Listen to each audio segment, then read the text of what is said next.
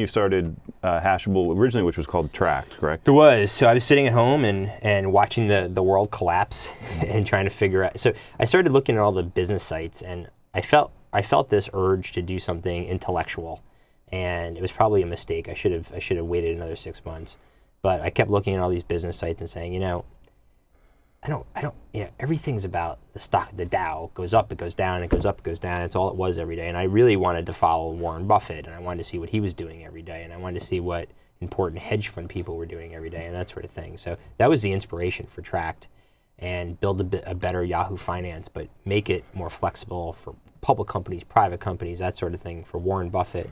And about halfway into it, I realized that the world was changing rapidly. The web was becoming incredibly social and mobile at the same time. I call them twin tsunamis, the social tsunami and the mobile tsunami happening in parallel. They were not fads. They were, Facebook was becoming profitable, or they had visibility into being profitable. Twitter raised money at $1 billion. That dispelled any myth that were being perpetuated out there about them being fads.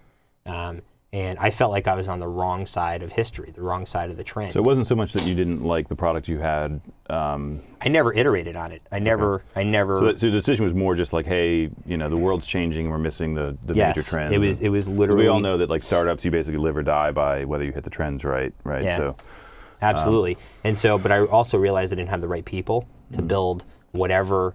At the time, we thought Track was just going to get morphed into something new, Track 2.0, and it was going to be.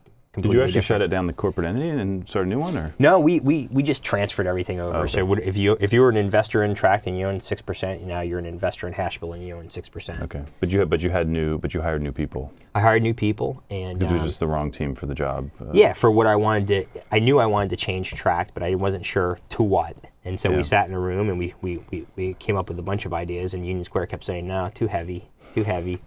And that's the benefit of having those guys, right? I mean, they're a fresh pair of eyes, and I respect them, so I listen to them. I think they're one of the only investors I know, VCs, who actually have deep, interesting thoughts about products. Well, because Fred uses them. Yeah.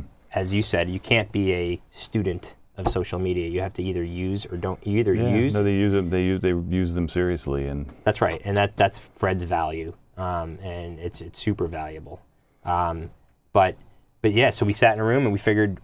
We came to the conclusion that we couldn't make Tracked social and edgy, and so you just need to start over. And so, what were we really trying to get at? We're trying to get at the breakfast meeting that you and I have, and that's where we kept coming back to intellectually. There's something fascinating about it. If you don't think it's going to get structured and find its way to the web someday, you're crazy. And LinkedIn is not doing it.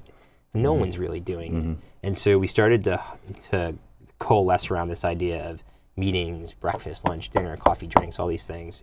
Introducing. Yeah, I feel like LinkedIn did one thing well, which is they started in 2003 or whatever, and they haven't done much with the website. The world needed a public database of resumes, and that's basically what it's. But it's not really a social product. It's not. No, it's not. It's a directory of resumes, and the world needs that, and it does a good job of that. And I have enormous respect for everything they build. We're creating a different data set. So when people try to bait me into saying, "Do you compete with them?" I say, "No. They've created a data set. It's comprised of resumes, and I'm coming up with a completely different data set."